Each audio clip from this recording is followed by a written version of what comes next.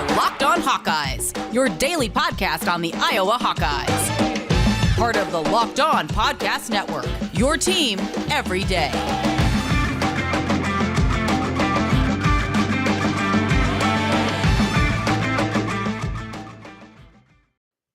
Welcome back, Hawkeye Nation, to a Friday morning episode of the Locked On Hawkeyes podcast, your daily podcast covering your Iowa Hawkeyes on the Locked On Podcast Network. As always, I am your host, Andrew Wade, and I just want to say thank you for making the Locked On Hawkeyes podcast your first listen every single day. You can find the Locked On Hawkeyes podcast wherever you get podcasts at for free. Every single weekday, we're dropping a new episode. We can also be found on YouTube at Locked On Hawkeyes for free every single weekday. I want to remind you that after this Purdue game, after what should be a win for the Iowa Hawkeyes over Purdue, we're going to be breaking down that game with former Iowa running back LeShon Daniels, as we do every single week. And if you haven't listened to the rest of the episodes this week, I highly recommend you do. We broke down some stuff about Iowa, Penn State. We talked a lot about injury gate. That's what I'm calling it these days. And we also dove deep into what is Purdue going to do in this game. This is a different Purdue team than what we're used to seeing. On today's episode, though, we're going to be tying all of that together, and we're diving into what to expect from this game. What are the key storylines? What am I hoping to see? And what is my ultimate prediction for this Iowa-Purdue game? You can get all that on today's episode of the Locked On Hawkeyes podcast. So without further ado, let's hop into it. Let's get into the show today. And first and foremost, is this Purdue team going to do what Purdue always does to Iowa? Right? I mean, that's the biggest concern here. When you look at this game, the biggest concern for me is that on paper, Iowa should beat Purdue. I've said this for the last 4 years. Since I've been covering the show, every year I go into this game and I say, on paper, Iowa should win. Every year I say that. It's just like Northwestern. On paper, Iowa typically is the most talented team. Iowa typically should win those games. Yet Purdue is starting to become a Northwestern to me. The team where I just can't feel comfortable until the game is over. And it's in large part because Jeff Brom has had Iowa's number. Jeff Brom has had Phil Parker's number even. Against Iowa, Jeff Brom becomes this magical offensive coordinator god. It's been ridiculous what he is doing. He attacks Iowa in ways Iowa isn't used to being attacked in. He attacks Iowa with one receiver each year. Each year, one receiver has an explosive day. He gets Iowa into uncomfortable situations. When you look at the penalty numbers, Iowa has historically in the last four seasons, had higher than average penalty numbers against Purdue. Part of that is the pressure Purdue puts on Iowa's defense. Part of that is on Iowa not playing clean football against Purdue. And then finally, look at this game and you think, man, Iowa's coming off such a big win over Penn State, a very emotionally high-stakes type of game. You rush the field. You beat a top 5 team. And we're still talking about that game, even getting into Friday, because of injury gate and what Kirk Ferentz had to say and what James Franklin had to say several times. Purdue, meanwhile, had a bye week. They're off a loss to Minnesota, and they have had 2 weeks to prepare for the Iowa Hawkeyes, and they've also been preparing for the Iowa Hawkeyes all summer, according to Jeff Brom. They've studied Phil Parker's defense, not just for their offense, but also so they could replicate what Phil Parker is doing on defense for Purdue's defense. And whatever they took seems to be working because Purdue's defense is much better than in previous years past, at least from a yardage allowed perspective. Now, when we dove into the analytics last year, it showed to me, yesterday, I should say, sorry, not last year, getting back in my years. When we dove into the analytics yesterday, it shows a different Purdue team than what the pure stats say, than what the yardage allowed says. To me, it says Purdue does have some weaknesses. They're also missing quite a few guys that are big, impactful players on their team. We're going to get into all of that. So let's start off, though. Let's get into the injuries. That's probably the biggest impactful thing that you can guaranteedly say. Purdue, despite having that bye week, is still struggling with injuries. They are getting their starting tight end back, which is phenomenal, but they're missing their starting cornerback, who was a 3-year starter, Corey Trice. He was expected to potentially play this week. Turns out he apparently suffered a season-ending knee injury this week in practice, which is incredibly unfortunate. So Corey Trice, one of Purdue's starting cornerbacks, is out for the season and obviously out for this game as well. Two of Purdue's backup wide receivers, they're 3 and 4 or 4 and 5, I believe, wide receivers are actually 4th and 5th wide receivers. I know that for sure, are out in this game as well. Their backup running back is out along with their starting running back in Xander Horvath, a guy who absolutely dominated Iowa last year and was a big reason why Purdue was able to come back in that game against the Hawks. So Purdue is missing several key players in this game. Iowa is not exactly 100% healthy either. We know that Riley Moss is out in this game. Several of Iowa's offensive linemen got banged up in the last week. Kyler Schott, Cody Ince, Connor Colby. So we're seeing some of those guys also kind of work their way back in. My expectation is that they're all going to be playing in this game. That's what it sounds like according to Kirk Ferentz. But we are missing our starting cornerback, Riley Moss, who is very much in the running to be the nation's top corner. That's a big loss for Iowa, but behind them, they have Terry Roberts stepping in. They have Jamari Harris, and they have Xavier Williams. All three guys I have high expectations for, and I expect them to play well. But they are getting a very tough challenge because if it isn't David Bell, it's someone else. It always is someone else. And that gets me into wide receivers. Which wide receiver from Purdue is going to burn Iowa? It happens every year. I mean, at this point, it's like freaking clockwork. 2017, Anthony Mahogany, 7 catches, 135 yards. 2018, Terry Wright, 6 catches, 146 yards, and 3 touchdowns. David Bell, 13 catches for 197 yards in 2019, 13 catches for 121 yards, and 3 scores in last year's game. There's always a guy who hurts Iowa.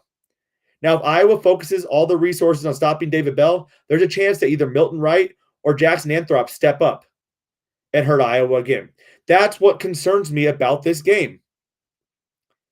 No matter what we do, it seems like someone's going to hurt Iowa. Now, granted, last year, David Bell, he was not the reason Iowa lost this game. Yes, giving up 3 touchdowns to 1 wide receiver is never going to be good, but a lot of our issues last year can be blamed on 2 things. It's penalties, and it's throwing the ball 50 freaking times, despite the fact that you were running very successfully in that game. And that gets me to my third point, running the ball. Can Iowa run the ball against Purdue? Traditionally, they haven't done very well. Last year was the only year they did well running the ball, and for some reason, they moved away from the running game and put the ball in Spencer Petrus's hands. The first game he's ever started, they put the ball in Spencer's hands and say, go win us a ball game that we're already winning. But in 2017, Iowa rushed 38 times for 82 yards. That's a 2.15 yard per carry average. 2018, 37 rushes, 118 yards, 3.1 yards per carry. 2019, 33 rushes, 102 yards, 3.09 yards per carry. Last year was the only year they were successful. 36 rushes, 195 yards, a 5.4 yard per carry average. But again, they put the ball in Spencer's hands when he was not ready to have the ball in his hands. That's concerning. That was concerning across the board. Can Iowa run the ball against Purdue? You better believe they are going to try to stop Iowa's running a game. That's what every team has tried to do. Colorado State did it pretty successfully. Maryland tried to do it, but Iowa had a counter punch where they were just going to throw the ball all over Maryland. Penn State did it and did it pretty well. Iowa stuck to the running game, though, which definitely gives me some confidence in Brian Ferentz, as opposed to getting away from the running game like he has done in the past when it was not going as well. He stuck to the running game against Penn State, and we ultimately did get some big chunk plays with Tyler Goodson as they stayed patient and were able to do so. Coming into this game, Purdue is allowing 3.8 yards per carry.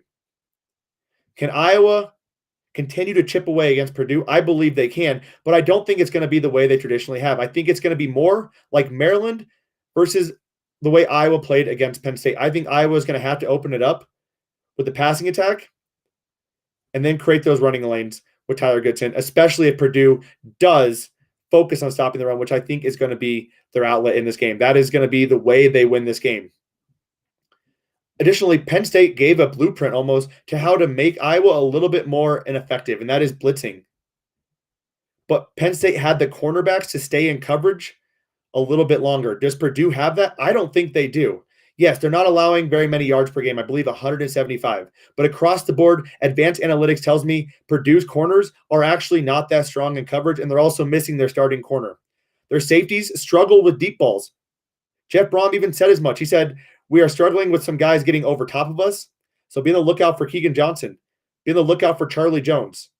We're going to talk a little bit more about that and what the offense can do against Purdue's defense and why I think that's a big storyline coming up in a few short moments. I do want to tell you about Built Bar. Built Bar is the best tasting protein bar on the market today. Built Bar is the protein bar that tastes just like a candy bar. It comes in so many delicious flavors, and they have so many awesome limited time flavors. I have the white chocolate birthday cake with sprinkles. It is truly phenomenal. They're coming out with the pumpkin chocolate chip, I believe, soon. I think. I don't know for sure, but if they do, get your hands on it. It is absolutely delicious. These bars are so tasty, but my favorite part about these bars is not the taste.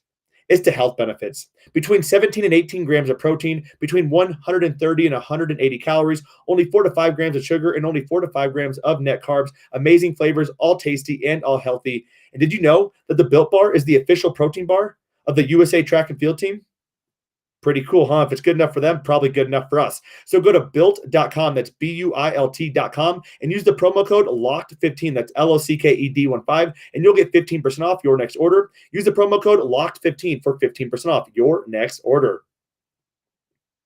And I want to thank you all for making the Locked On Hawkeyes podcast your first listen every single day. You can find us wherever you get podcasts at, and also on YouTube for free daily by searching Locked On Hawkeyes. And as we were talking before we took a quick break, I believe this offense has the ability to attack Purdue's defense. Purdue's defense has not been a strong unit in the past. This year, it's getting better, but there are several weaknesses to this Purdue defense. And Jeff Brom highlighted it. He said, we're allowing guys to get over top of our safeties. He said, we're struggling in essentially hybrid downs, whether it's not, we're not sure if it's a passing down or running down, basically third and middle to go, 3rd and 4, 3rd and 5, 3rd and 6. They haven't done a great job in rushing defense in those situations. And when you look at the stats, they haven't done a good job of closing out and getting sacks on the quarterback. To this point, I think Iowa should have an opportunity there. Purdue at this point is 105th in sack percentage. Iowa, meanwhile, though, is 81st in sack percentage allowed. Spencer's a tree. We know that. He's not going to get out of the pocket very well. And we've had some pretty inconsistent games from our offensive linemen across the board. It hasn't been the entire unit every single game. It's been one or two guys have struggled in pass protection. And when you're going up against a George Karlaftis, which I did get some, if Nick Kendall is listening to this, he gave me some heat for not giving enough credit to George Karlaftis, a guy who is arguably the best defensive player in the Big Ten, going to be a first-round draft pick more than likely at that defensive end position. This is a guy who has had 2 sacks in 2 games against the Iowa Hawkeyes, and Iowa better be prepared to stop him. But outside of him, and to be fair, up until this point, George has been double and triple teamed consistently, which is why he hasn't had as much of an impact. But Purdue needs more impact from their defensive linemen. But again, I see some weaknesses in this defense. I think Iowa needs to pass on first down. They need to run on those their second and mid, third and mids, and basically in sets where Iowa or Purdue does not really have a guaranteed pass down or a guaranteed running down. Basically, Brian Ferentz needs to flip the script on what Iowa typically does. And I think they do, without a doubt, need to take shots deep. Keagan Johnson has shown the ability to break man coverage. Charlie Jones has the ability to get deep.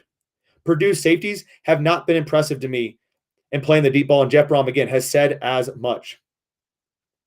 Now, does Purdue try to take a page out of Penn State's playbook, play man coverage most of the day, and blitz a lot? If they do, Purdue does not have the corners to handle that. So Iowa's offense should have a pretty good day against a Purdue defense that, yes, is on paper doing really well. But I think there's several weaknesses that Iowa can attack here. But let's talk a little bit about Purdue's offense. Again, we talked about the wide receiver group. We talked about running the ball. Last year, they did a good job with that. But the big thing that we need to worry about at this point is turnovers. From an offensive perspective for Iowa, we have struggled with turnovers in the past. We've gotten sloppy against Purdue. Purdue, meanwhile, hasn't done that against Iowa. But coming into this game, they're one of the worst teams in the nation in turnover margin. Aiden O'Connell turned the ball over at a pretty decent rate. We need to continue to force those turnovers. Now, again, I do not respect Purdue's running attack when you're missing 2 of your 3 running backs, like considering one of your starting running backs, and the fact that your offensive linemen have all graded out pretty poor in run blocking. So Iowa, if they can stop Purdue's running attack with 4 defensive linemen, that allows 7 guys to be focused on pass coverage. That allows potentially 2 guys to be eyeing up David Bell at all times. You have a linebacker group that can stop their tight end, their honorable mention all Big Ten tight end. Iowa has the guys this year to stop Purdue in the passing attack. Now, it definitely depends, though, which quarterback comes out there. If it's Jack Plummer, there's going to be some short throws, a lot of short dink and dunk type throws, not a lot of opportunities for Iowa. They come out with Aiden O'Connell, they're looking to go deep. They're looking to have explosive plays against a defense that does not allow explosive plays. And why not? When you've got a guy like David Bell who can make some absurd catches and you're going up against a team missing one of their starting corners, you better take some shots. Why not take some shots? But that's going to be up to Iowa, relying on their secondary depth to be able to stop that. And I believe Iowa has the people and the players to be able to do that. Now, Jack Kerner talked about in his press conference that Iowa has worked on a few things coming into this game. What I love about this game is the chess match we're going to see between Phil Parker and between Jeff Brom. You better believe Phil Parker has a few wrinkles up his sleeve, but Iowa's going to have to stay patient and wait on certain things. Jeff Brom is going to be pulling out some trick plays. They're going to be pulling out some interesting things that Iowa hasn't seen on tape. But Phil Parker's defense is typically capable of handling that, and I expect we're going to see a little bit different of a defense.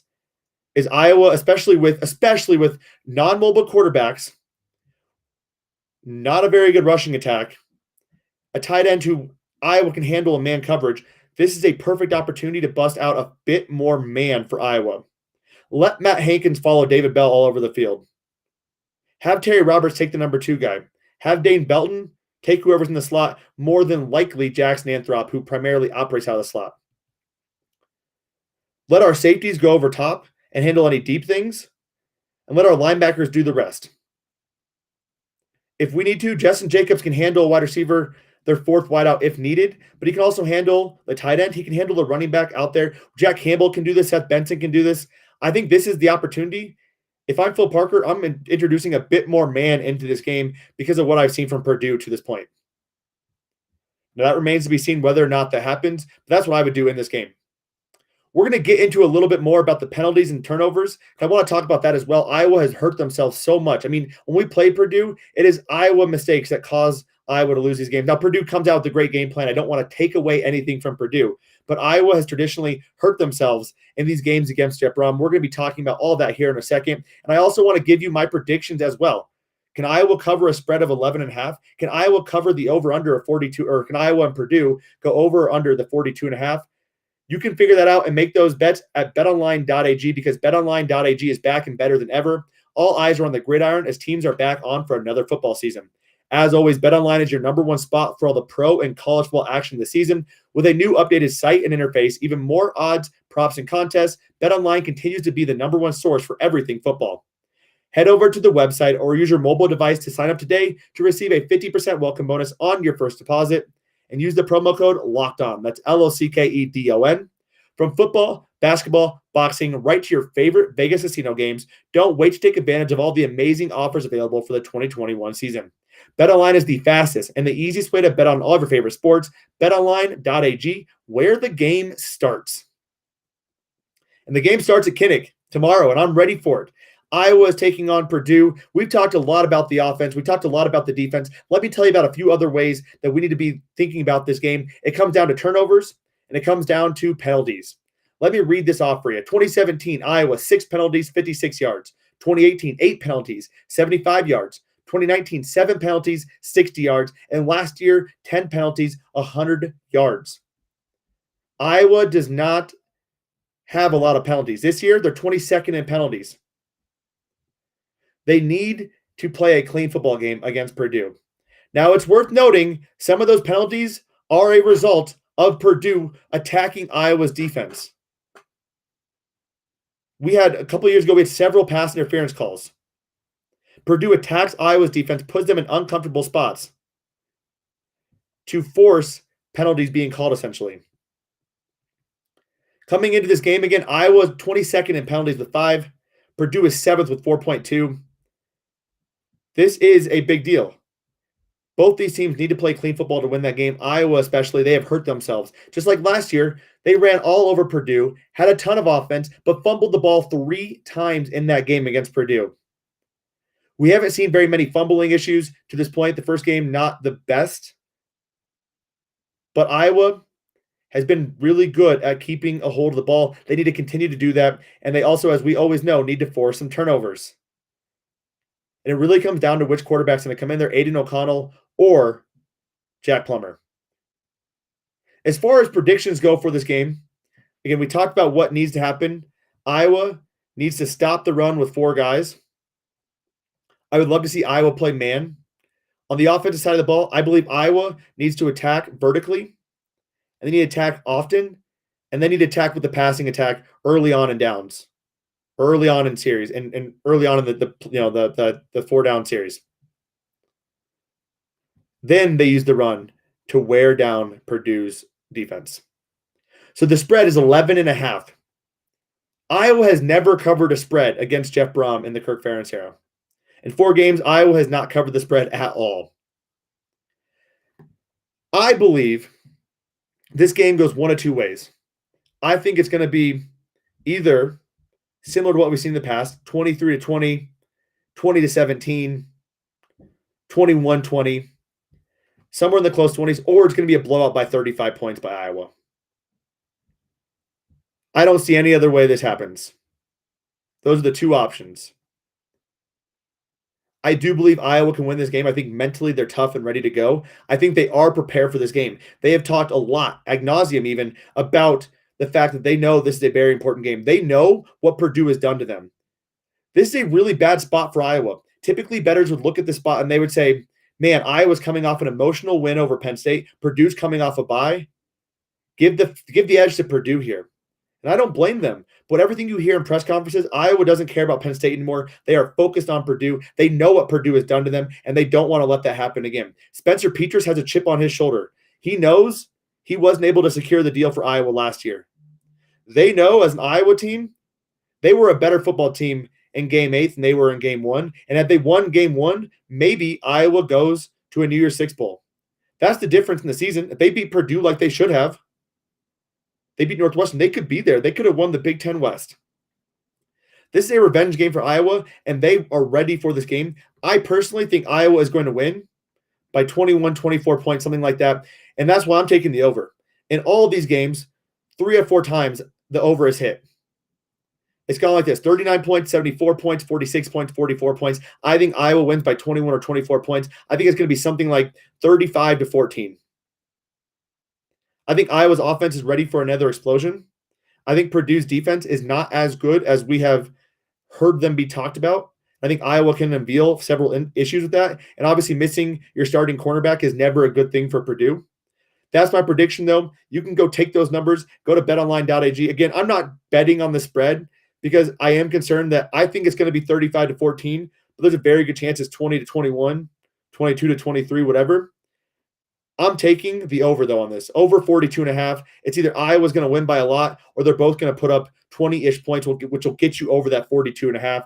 So tail me if you want at betonline.ag. I want to thank you all for tuning in to this episode of the Locked On Hawkeyes podcast. And I want to remind you that Nate Dickinson is hosting the Locked On Big Ten podcast. He is covering everything across the Big Ten at Locked On Big Ten, wherever you get podcasts at, and also on YouTube as well. Thank you all for tuning in to this show. Have a phenomenal Friday and even better weekend. And as always,